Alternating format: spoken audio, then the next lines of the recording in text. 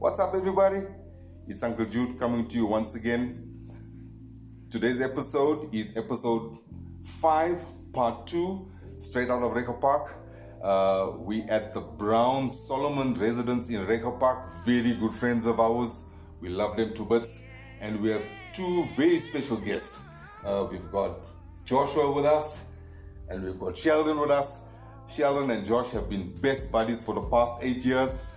I'm going to let them introduce themselves to you and tell you more about themselves. Josh, all yours. I'm Joshua Manuel. I'm a grade 7 student in Suburban Primary. I want to be a professional gamer when I grow up. Great. Sheldon, the nation. Hi everyone, my name is Sheldon Brown. As you can see, we're filming from my house. I live in Reiger Park, in grade 7 Parkdean Primary. My best friend Joshua, and yeah. So Josh and Sheldon have been best mates for the past 8 years. Sheldon has lived in Reiger Park all his life. Josh has lived in the suburbs not too far from Reiger Park all his life, and yet they still maintain to be best friends. So we were talking about stigmatism within communities like Reiger Park, within communities like El Dorado Park, and various other communities that are stigmatized and that people are afraid of coming into. So I thought it best that we hear the voice of these two young gentlemen that have grown up in two different environments or two different areas, but yet can relate so closely to each other. So let's hear from these two brilliant minds what their thought pattern is about stigmatism and what it has done in their lives and if it has affected them in any way and what they understand by it. I'm going to start with Sheldon, that has been living in Reiger Park for the past 13 years, ever since you were born. Sheldon, tell us, what do you understand by stigmatism? Have you been stigmatized against at school? Do you hear people talking about stigmatism, or what is your understanding about it? Uncle Jude, stigmatism is actually a very bad thing. I've actually felt it all my life, especially at school with like learners, they've never really been to Reiger Park, or not Reiger Park only, but urban areas in general, and it's a really bad thing because they judge you, but they've never been here, they never know what it is here, but they just judge you.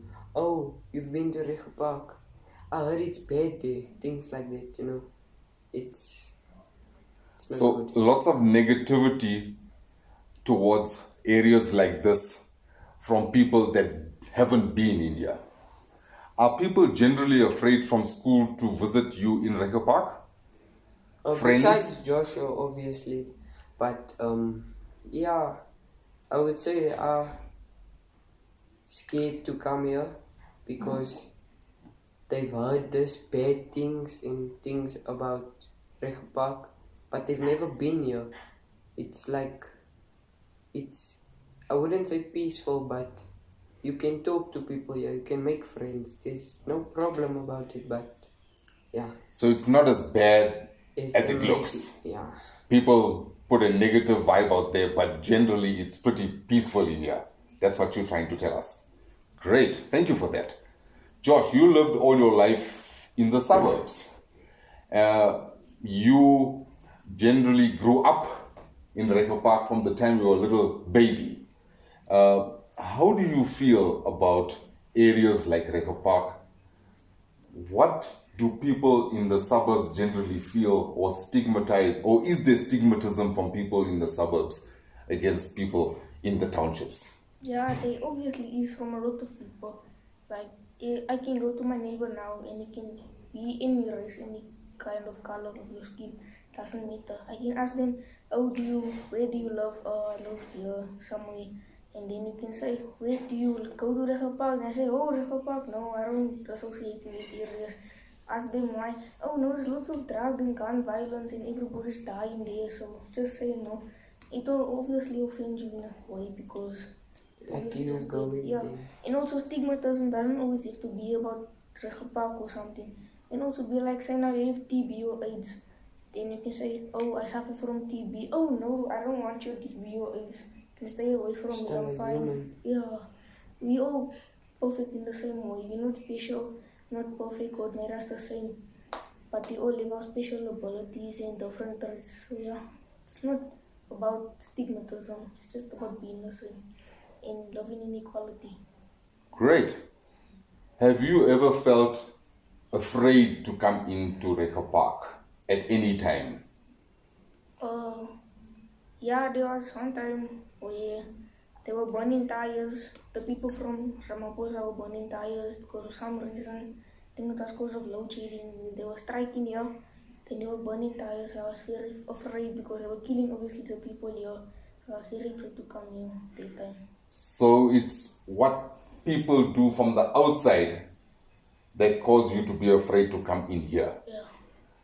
But generally, you don't have fear when you are in Reka Park or when you do sleep over at Sheldon. Yeah, I'm not afraid to come here much. I can come here the whole day. I can stay here the whole day, the whole week, the whole month, the whole year. Because basically grew up here. My grandmother, she brought me up here, taught me who to know. Everyone in the street knows me now because of who I am today. And she told me everything. And yeah. So, stigmatism doesn't have to be about the area you live, as George said. If you have an ailment or an affliction, TB or AIDS, people are stigmatizing against you as well. Sheldon, tell us, what do you think is lacking in your community and how do you think it can be fixed? Maybe awareness of the stigmatism that's going on, not only in Rego Park, but like Joshua said about the AIDS or anything related to that. Yeah, people need to be aware of what they're saying before they say. Think before you ink. You learn to say, but think before you speak. Right. Yeah. So, do you think that more things can be done in your area, like sporting facilities, like infrastructure to be built to help you guys? Is there anything like that presently in your community? I wouldn't say there is a few stadiums and things in Rego Park, but it's not like us as we grew up. We play soccer in the street. There's no problem with it. Everyone here, you make friends, play soccer. There's no need to go there to the grounds or anything, but we do because for us, where we're living in, it's kind of a luxury to go to the grounds. Okay. So going to a facility is a luxury. You would like it to be a norm to go to a sporting facility where you can play football or whatever sport code that you want. Presently, it's a luxury. Josh, coming from the suburb, having facilities, what do you think the people outside the township can do to make a difference to the people inside the township? Could raise in a charity, could raise money to help benefit the people who live in the township, can build houses. Those people who are sitting high with all the money, they in the ANC, EFF, in the all the democratic parties, they doing nothing. They just want to be in the newspapers. They not doing nothing about the townships. You can see now, you can go outside, street lights are broken, potholes everywhere, speed humps are, well, always see accidents even in everywhere. Yeah, they can do a lot to help us, just not doing it in the right way. So you saying political parties are not doing enough for the people in areas like this? Yeah, they can't come help the people who are in need of help here in Rega Park, but they can go right-click stores and go vandalize the places there because of adverts. Right. For that reason. Right. So, But it's also a type of stigma. Yeah. so you heard it from the next generation of men that have an understanding of what stigmatism is and a broader picture about it. It's not just about stigmatism within townships, It's stigmatism with all forms of negative that a person can be affected by. Sheldon, on your last note, what do you think, or who do you think can make a difference to your community to change the mindset of people stigmatizing against you? Because I would say the young kids, because the adults, they're not used to seeing young kids speak up like me and Josh are doing now. They're not used to us seeing do that. So there's gonna be a switch in their mind saying, okay, wait, let's listen to this child. Maybe he has something good to say. Stuff like that. People that also have been stigmatized or experienced stigmatism can speak up and say, okay, yes, it is a bad thing, but let's sort the situation out. Let's sort the problem. Go to the source. Great. Josh, who do you feel that can make a difference in communities or any community that is stigmatized against, whether it's within the suburb or whether it's within the urban areas? What needs to change? Obviously, stigmatism needs to change, but by doing that, we can teach people the right ways of doing stuff. Like, we can teach them how people feel with maybe HIV, and how the people who feel who are on the streets and maybe in the park and something. Even in the rich areas, there's a lot of stigmatism. You can say, oh, you're rich and you live in fabulous life here every day, go on a vacation to warm baths, go overseas. That's obviously also stigmatism, because you're predicting what people are living like. Meanwhile, you could, like you're a financial person, you're a real estate agent, you make money, you don't know when you're getting paid.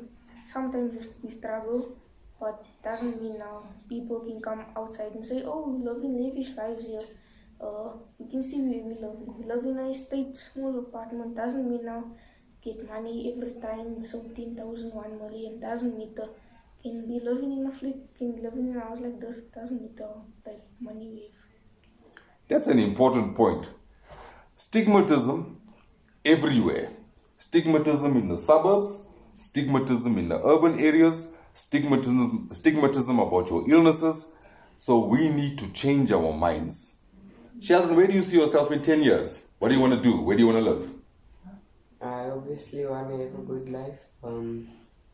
Create more awareness programs about what's happening in our world. Not only about stigmatism, but about racial things in our communities and stuff like that. And I also want to get into law school. Law school and awareness. I want to become a state lawyer. Awesome. Josh, where do you see yourself in 10 years? What do you want to do? Where do you want to live? 10 years, I see myself in Canada, living in a small apartment. It's nice for me. Have a kid, and I'll be a popular streamer, streaming, and like typical gamer. He's like an advisor. He's like person in his chat us now. I'm a upcoming streamer. I see you so famous. What made you so famous? And give him a tip like be confident, be consistent. They don't matter the expensive equipment I have. I just have it because it's a want, not a need. But it is kind of a need because it's my job. I just get the best stuff so I can give you the best stuff, the best quality videos and entertainment to watch. So you want to be a professional gamer? Yeah. Great. So you have a state attorney and a professional gamer, two boys that come from two totally different areas of where they live, but have great plans for their future. You've heard it straight from the youth, what stigmatism is all about, how they're affected by it, and what needs to change. I hope you took a lesson out of this, and I hope that some mind out there will see the potential in the youth of tomorrow who are going to be our leaders and how they think, and maybe us, the older generation, can start thinking the way they think and understand what is best for them. Don't forget to subscribe. Don't forget to click on the bell. Thank you for all those positive vibes and positive feedback that we've been getting at the nation. Like the video. Uncle, you it out.